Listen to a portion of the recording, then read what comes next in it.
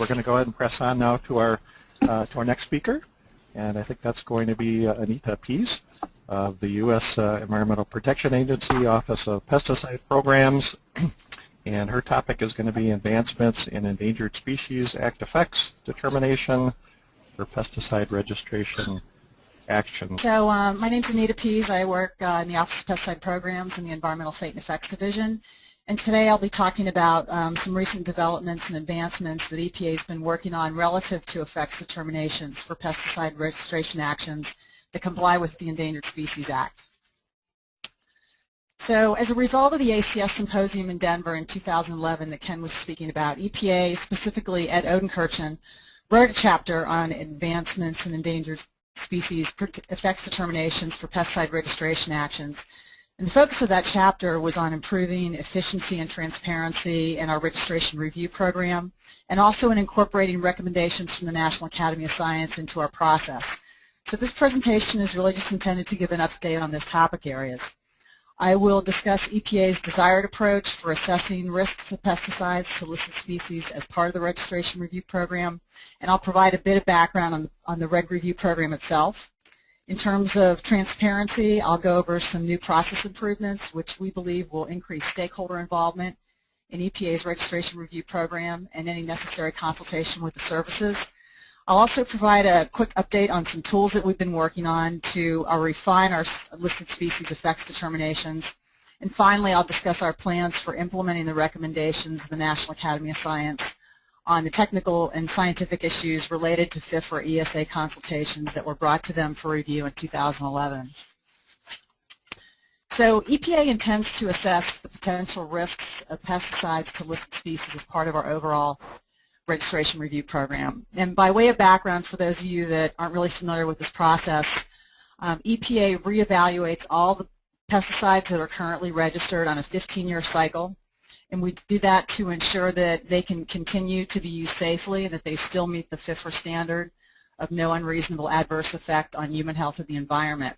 But as Nancy mentioned, in addition to FIFRA, we also need to comply with Section 7A of the Endangered Species Act. And as Nancy mentioned, that requires all federal agencies, including ourselves, the EPA, to ensure that any action we authorize is not likely to jeopardize the continued existence of any listed species or result in destruction or adverse modification of designated critical habitat. And so for EPA, the action that we're authorizing is the registration of the pesticide according to the product label. And we do that evaluation in what we call an effects determination. And that's also, sometimes we refer to that as a biological evaluation or an ecological risk assessment. So those terms are really used synonymously to mean the same thing. And the purpose of that effects determination for us is to reach a conclusion regarding the potential of our action, which again is the registration of the pesticide according to the product label, whether that action will either directly or indirectly adversely affect listed species or cause an adverse modification to their critical habitat. And so if in our effects determination we conclude that there's no effect, then we don't consult with the services. But if we do conclude that there is an effect, there may be an effect, then consultation is required. So in terms of the registration review program, we need to reevaluate about 750 separate cases. And within these cases, there are approximately 1,200 active ingredients and nearly 20,000 products that will be reevaluated. This program needs to be completed by October of 2022. And eventually, to achieve this timeline, we're going to need to eventually ramp up to completing about 70 cases per year. So, many of these pesticide active ingredients that are going to be reevaluated as part of reg review are formulated in numerous pesticide products. They may be registered on multiple use sites encompassing a range of application rates, methods, and intervals, as well as targeting a variety of different pests. And so the spatial scale of these pesticide applications really may involve anywhere from a few acres up to 1 million acres of land, and it may be either very highly localized or nationwide in scale. So, given these complexities and the need to evaluate risk to all 1,400 plus species, as Nancy mentioned, the schedule to complete 750 cases by 2022 is certainly very, very rigorous. It's important to note that we recently released two sets of preliminary risk assessments. So these are effects determinations. They were released in March of 2013, so just last month. We reduced effects determinations for 5 chemicals on March 7th and another 6 on March 30th. And both of these releases there's a 60-day public comment period that we allowed to receive comments from the public. These documents are available right now in the pesticide-specific dockets at www.regulations.gov. And it's important to note that some of the assessments that we posted will require further refinement based on the tools that I'll be discussing, as well as the implementation of the NAS recommendations on the science and technical issues. And given the schedule, we wanted to get these first 11 preliminary risk assessments out for public comment, recognizing that refinement will be needed in some situations where we can't make a no-effect finding for listed species. So this slide depicts our current registration review process. And just last Wednesday on March 27th, EPA, along with the services and USDA, released a paper that describes process changes that are intended to enhance opportunities for stakeholder input during registration review. And that paper also went through a public comment period, and it's also available on that regulations.gov website at the docket number that's listed at the bottom of this particular slide. So as a result of these process improvements, EPA is really making 2 very significant changes to its process. The first is to hold focus meetings at the beginning of the registration review process for each active ingredient. And then the second piece of it is it will be consulting informally with the services earlier in the review process and initiating any needed formal consultation at a subsequent stage. So the goal of these focus meetings, which is depicted here at the very front end of the process, is really to provide an opportunity for early dialogue with the registrants on areas that will reduce uncertainty in our risk assessment. And specifically, the goal of these meetings is to provide the registrants and other stakeholders opportunities to identify the uses that they intend to support moving into registration review, which we believe will help define the scope of the federal action. These meetings are also intended to address any unclear label language that might be vague. So, for example, if the label isn't clear on the number of applications, EPA may assume that the chemical is applied once a week for 52 weeks a year. So clarification at the beginning will help result in risk assessments that more accurately reflect the intended use of the pesticide. We also hope to adopt risk mitigation measures before the registration review begins. Because all these pesticides have been currently registered, we have recent risk assessments for most of them. So we know what the ecological risk drivers are, we know what the particular uses and rates are that may be problematic, and we can use that information to identify opportunities for mitigation. The other purpose of these meetings, hopefully, is to make sure that we have the best available data moving into registration review, that we can discuss data gaps with the registrants and make sure that we've got the best information moving forward. Now, even though this slide depicts the focus meetings here at the front end of the process, they can occur at any time during this process as needed. And the meeting minutes for these focus meetings will be available on the docket after the meetings finish. The second process improvement, again, is where we intend to implement and conduct formal consultation. So we believe that by having early interaction with the services under informal consultation, we can hopefully get to a situation where we'll have fewer may-affect determinations that actually require formal consultation. This time we believe what we can use to engage stakeholders to develop more refined ecological risk assessments and more focused consultation packages that include mitigations for listed species. So I think, as Nancy mentioned with the Rosal case, the goal here really is to mitigate as much as possible prior to formal consultation, prior to the services writing that BIAP, so that we can focus our efforts on a reduced number of species. And obviously, in the end, the services would be required to produce a biological opinion. So as I mentioned earlier, the registration review program is extremely challenging in terms of the number of regulatory decisions that need to be made on a large nationwide scale that satisfy both FIFRA and ESA requirements. And so EPA has been working on a number of tools that will increase efficiency and hopefully allow for refinement of our current methodology. And so these tools, which I'll discuss in the next several slides, include an integration tool which we at EPA finally refer to as the Uber tool. Also, I'll be discussing endangered species knowledge base as well as updates to a current terrestrial exposure model that we call T-Rex.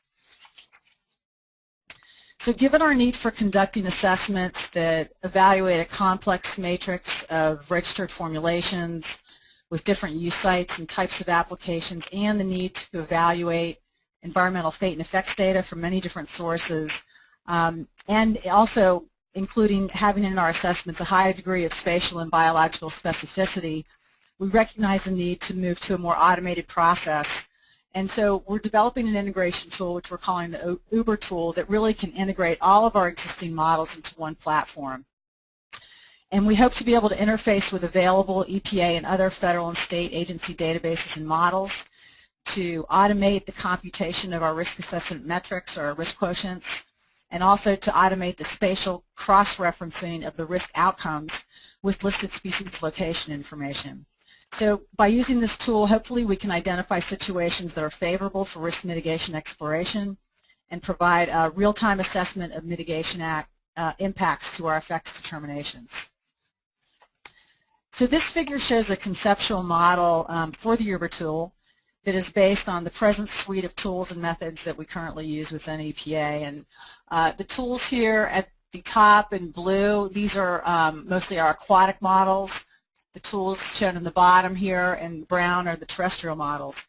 And this diagram shows all the different information sources, the modeling steps for establishing our risk calculations. It also includes some off-site transport process models that are intended to extend exposures and risk estimates beyond the pesticide use site where that's appropriate. They will integrate species biology, life history, and location information where that's available, with the goal of developing spatially, geographically specific mitigation measures to avoid listed species effects where they're necessary. And we intend to do that as part of our county bulletins. So it's important to note that this process is not really linear. All these tools can be happening at the same time. There's a lot of work that goes on simultaneously and in sequential order. So in terms of status, right now most of our models are currently in the tool. We're working on the ability to run all the models at once and to integrate the input pages so that all that information only needs to be entered once and it can be saved for future use. Eventually, we'd like to automate the tool so we can import the data directly from other sources. On the front end, the tool is being built to extract use parameters such as use pattern, application rate, etc. from LUIS, which stands for Label Use Information System. That's where we gather our label information from. And in the future, we're planning on linking the tool to the ES knowledge base, which I'll be discussing in the next slide. We anticipate the first version of the Uber tool will be available this coming summer. And there's a website link provided on the slide, www.ubertool.org, and you can go to that website right now, and there's a beta version of the tool that's available.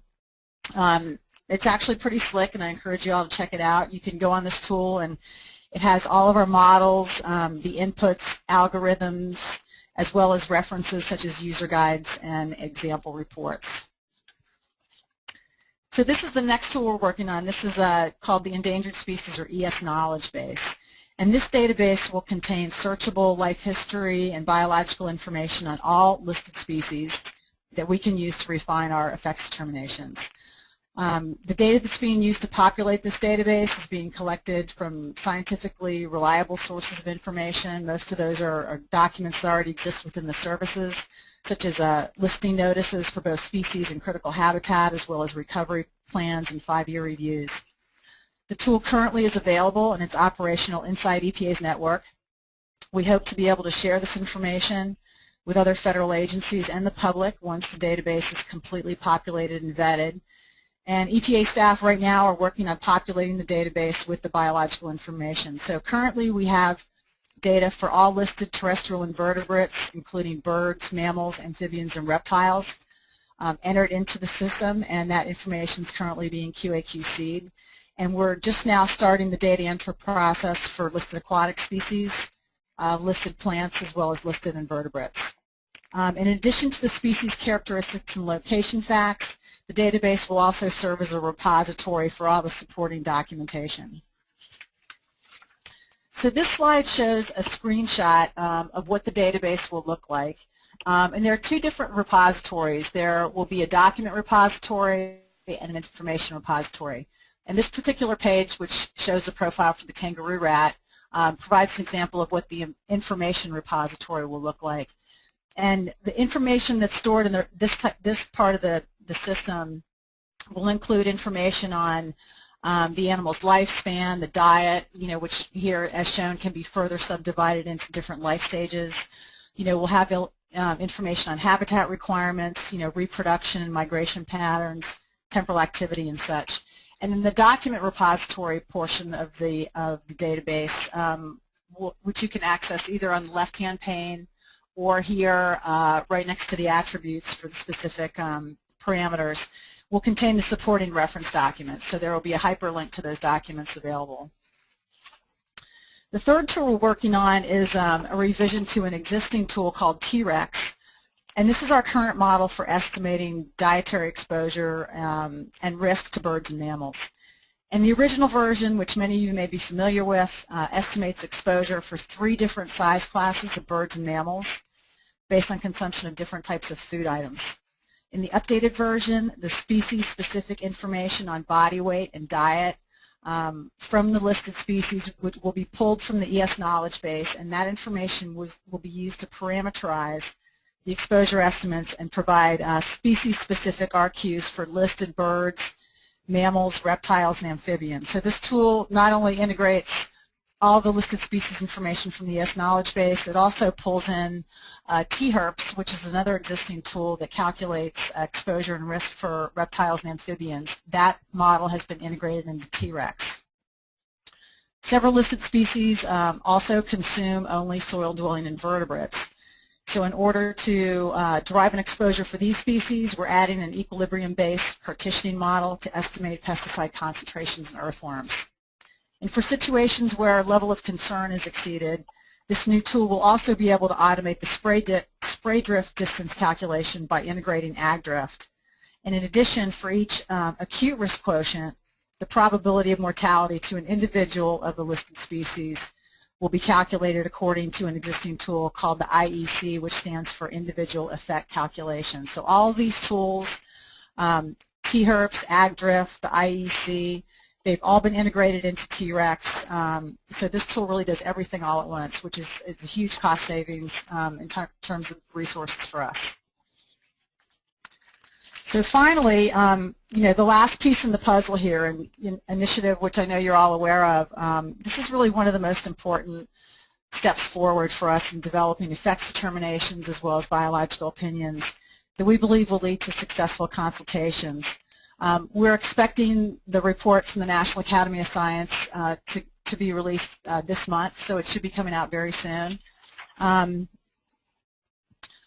Right, this slide shows the 6 different topic areas that we brought forward to the NAS. These were some areas where there were some areas of disagreement between ourselves and the services. These are very scientifically complex and highly important issues to our risk assessment process in general, not only for listed species but also for non-listed species. I'm not going to get into the specifics of these topic areas here, but we did stress to the National Academy of Science the need for a nationwide approach to relate the potential effects of pesticides to listed species across the landscape, both spatially and temporally, using our existing tools and resources. So in terms of what we're going to be doing moving forward, EPA, along with the services and USDA, have agreed to work together on a collective strategy for implementing the recommendations from the NAS report. So once the report is issued and the respective agencies have a chance to review the recommendations, we'll collectively develop a plan for implementation. So this won't be a situation where EPA has one take on it and services have another. We've agreed to work together to come up with a collaborative approach for implementing the recommendations. And we'll also provide an opportunity for public comment on any advancements in our current risk assessment methodology and procedures that result from the recommendations. So really in conclusion, there are a lot of challenges ahead for us. We have as I mentioned, a very ambitious registration review schedule. You know, we have these NAS recommendations that we're looking forward to, but we feel that you know, we're working towards improved transparency through the recent stakeholder engagement notice.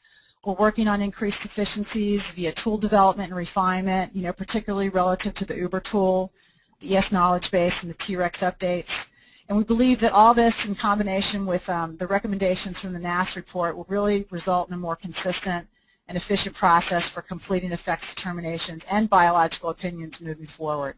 So with that, I think we're holding questions till the end, so thank you for your attention.